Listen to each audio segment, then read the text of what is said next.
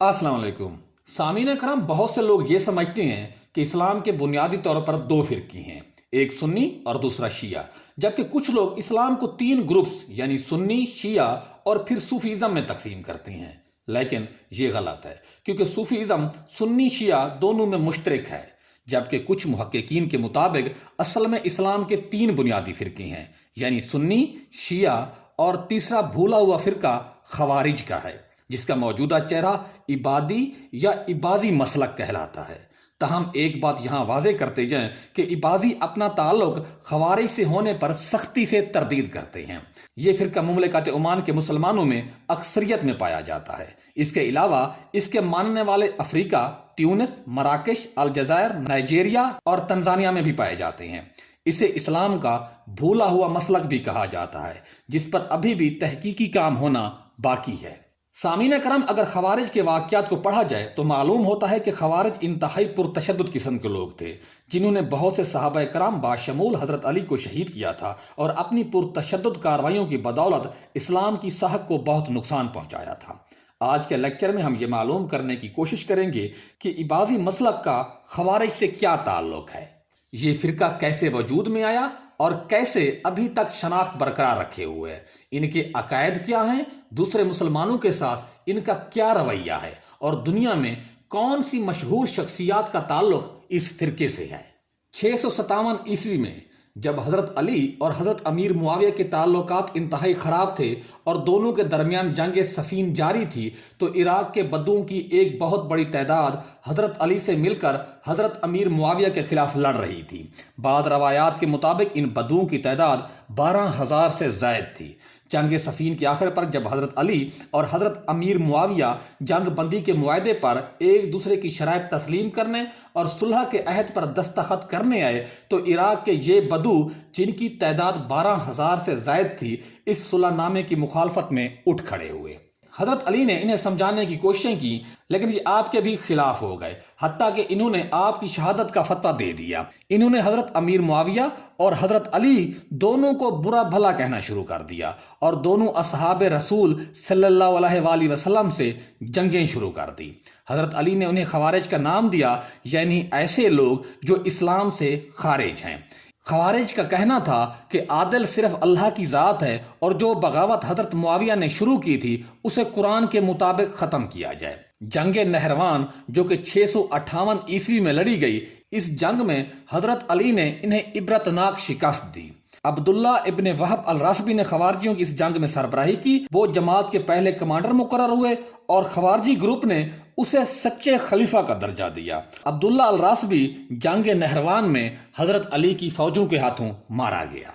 661 ईस्वी में खारजियों के एक रुकन इब्ने मुलजम ने हजरत अली को दौरान इमामत नमाज कूफा इराक में शहीद कर दिया।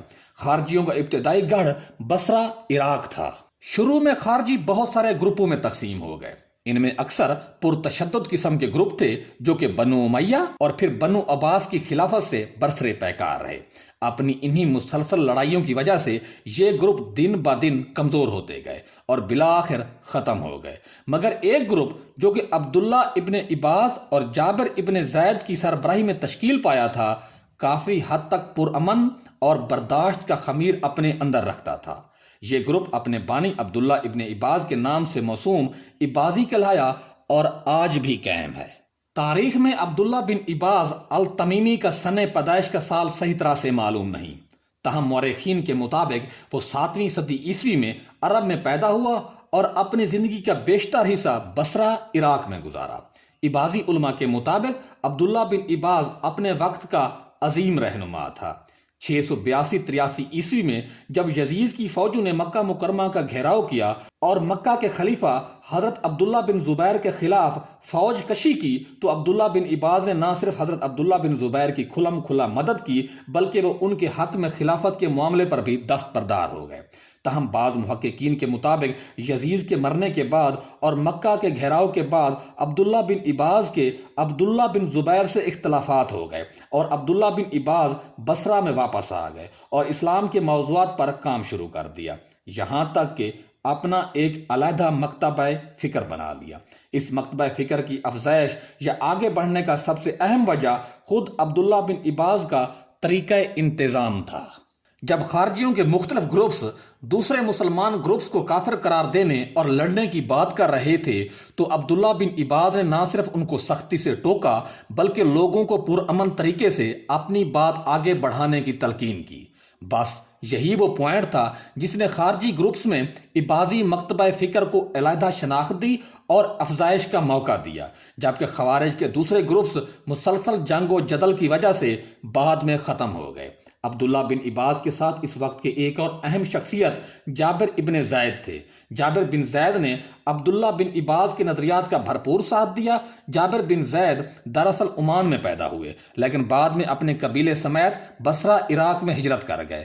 بصرہ اس وقت خارجی اور اس کے ذیلی گروپوں کا مرکز تھا۔ یہاں پر اس نے دین کی تعلیم حاصل کرنا شروع کر دی۔ موجودہ عباسی لوگ جابر بن زید کو تابعی کہتے ہیں۔ اس نے بڑے بڑے صحابہ کرام سے ملاقاتیں کی اور ان سے حدیثیں سیکھیں۔ جابر بن زید نے حضرت عبداللہ بن عباس اور حضرت عائشہ صدیقہ رضی اللہ تعالیٰ عنہ سے بہت سی حدیثیں اور دینی مسائل سیکھے۔ سامعین کرام، جابر بن زید کے کام کو سنی مسلمان بھی قدر کی نگاہ سے دیکھتے ہیں۔ نظریہ امامت۔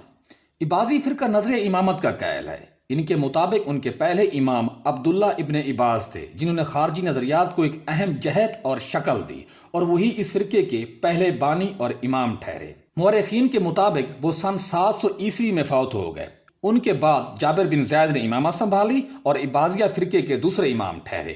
بعد میں ان کے امیہ خلافت کے ساتھ تعلقات صحیح نہ ٹھہرے جس کی وجہ سے انہیں ان کے لوگوں سمیت عراق سے بے دخل کر دیا گیا اور وہ عمان میں واپس آ گئے جہاں اپنے نظریات کا پرچار کرنے لگے، یہاں تک کہ مقامی لوگ عباسی فرقہ قبول کرنے لگے۔ جابر بن زید 711 عیسوی میں وفات پا گئے۔ عباسی اسلام میں امامت کا طریقہ اور نظریہ شیعہ امامت سے بالکل مختلف ہے۔ عباسی امام کا انتخاب ووٹوں کے ذریعے ہوتا ہے جس میں معاشرے کے عباسی مسلمان حصہ لیتے ہیں اور اپنا امام منتخب کرتے ہیں۔ یہ ائمہ کرام ریاست کے سیاسی، فوجی، دینی اور روحانی فرائض سر انجام دیتے ہیں۔ 745 عیسوی میں عباسیوں نے یمن کے علاقے حضر الموت کا علاقہ فتح کیا اور پہلی عباسی سلطنت کی بنیاد رکھی۔ بعد میں انہوں نے یمن، حجاز، مکہ اور مدینہ کے علاقوں تک اپنی ریاست کا دائرہ اختیار بڑھا لیا، لیکن یہ ریاست صرف 3 سال چلی اور بنو امیہ نے 748 میں پہلی عباسی ریاست پر دوبارہ قبضہ کر لیا۔ پھر 750 عیسوی میں عباسی اپنی حکومت عمان میں بنانے میں کامیاب ہو گئے جو کہ ابھی تک جاری ہے۔ عمان کے بعد انہوں نے اپنی تعلیمات کی تبلیغ کا دائرہ کار بڑھایا۔ شمالی افریقہ میں لیبیا، مراکش، تیونس، الجزائر اور تنزانیہ کے علاقے، زنزیبار جو کہ اس وقت سلطنت عمان کا حصہ تھا، تک مختلف اوقات میں مختلف حکومتیں بھی بنائیں۔ ان علاقوں میں آج بھی خاطر خواہ تعداد میں عباسی موجود ہیں۔ الجزائر کے علاقے وادی مذاب میں مذاب قبیلے کے لوگ عباسی مسلمان ہیں۔ یہاں کی خواتین اپنے آپ کو سخت پردے میں ڈھانپ کر رکھتی ہیں، صرف ایک آنکھ نکلی ہوتی ہے جس سے وہ دیکھ کر باہر نکلتی اور چلتی ہیں۔ عمان میں 20ویں صدی تک امام باقاعدہ ریاست کا سربراہ ہوتا تھا، تاہم اس کے ساتھ سلطان آف مسقط اپنے آپ کو سربراہ ریاست سمجھنے لگا اور مملکت کی سربراہی کے معاملے پر سلطان اور امام آپس میں برسر پیکار ہو گئے۔ آخر کار 1959 میں سلطان آف مسقط نے برطانوی فوجوں جو کہ عمان میں تیل نکالنے کی خواہشمند تھیں کی مدد سے امام کی حکومت کا خاتمہ کر دیا اور پورا ملک سلطان کے زیر اثر آ گیا۔ عمان کے آخری امام کا نام غالب بن علی بن ہلال الہنائی تھا اور وہ اس جنگ میں شکست کے بعد سعودی عرب کے شہر دمام میں نکل گئے اور 2009 میں 96 برس کی عمر میں وہیں انتقال کر گئے۔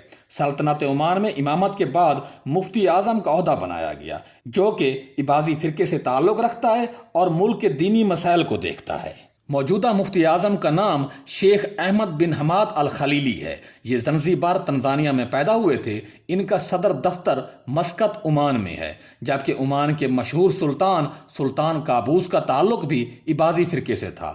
سلطان کے آباء و اجداد بھی عباسی امامت سے منسلک رہ چکے تھے۔ عقائد، فقہ، جیورسپروڈنس۔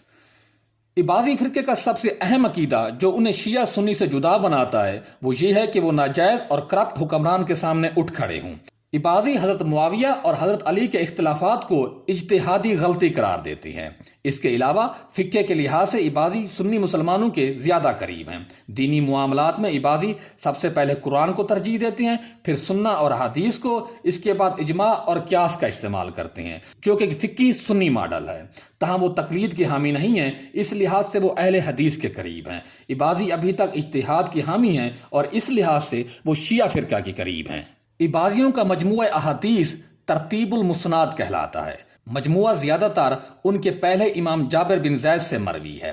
वो कुरान मजीद के बाद तरतीबुल मुस्नाद को अहमियत देते हैं। इसके अलावा जामी सही भी अहादीस का मजमुआ है जिसे इबाजी अहमियत देते हैं। ये मजमुए 12वीं सदी ईस्वी में मुरतब हुए। इबाजी नमाज हाथ खोल कर पढ़ती हैं। वो तकबीर तहरीमा अदा नहीं करते, सूरत फातिहा के बाद आमीन नहीं कहते और आखिर पर सिर्फ एक तरफ सलाम फेर कर नमाज ख़त्म कर देते हैं। इबाजी इस बात के भी कायल हैं, जब तक आदिल इमाम बरसर इक़्तिदार ना हो तो नमाज जुमा अदा नहीं हो सकता। चूँकि इस वक्त इबाजियों का कोई इमाम बरसर इक़्तिदार या हुकूमत में नहीं है, तो इबाजियों ने नमाज जुमा तर्क किया हुआ है जब तक कि आदिल इमाम बरसर इक़्तिदार ना आ जाए।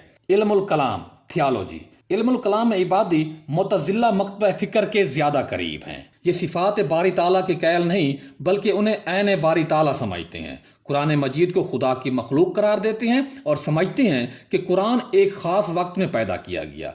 कब्र में मुनकर नकीर के सवाल जवाब और क़यामत में पुल सिरात पर यकीन नहीं रखते। इनके मुताबिक खुदा का कोई वजूद नहीं है, इसलिए रोज़ क़यामत अल्लाह का दीदार किसी को भी नसीब नहीं होगा।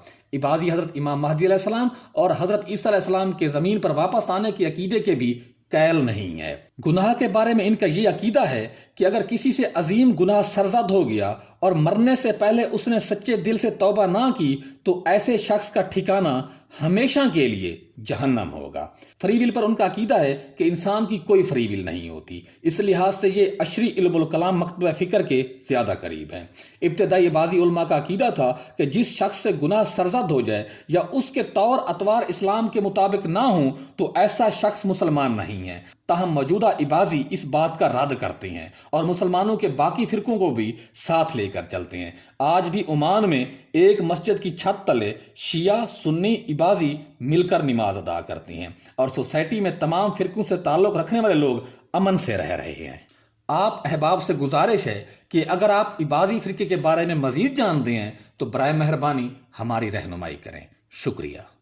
नाज़रीन कराम, हमारे चैनल का मकसद आप तक मुस्तंद मालूमात पहुँचाना है। ताहम अगर किसी को हमारी कोई बात गरां गुजरे तो हम उसके लिए माज़रत खां हैं। अगर हो सके तो हमारे चैनल को सब्सक्राइब करना, लाइक करना और शेयर करना ना भूलिएगा। अपना और अपने प्यारों का बहुत सारा ख्याल रखिएगा। खुदा हाफिज़।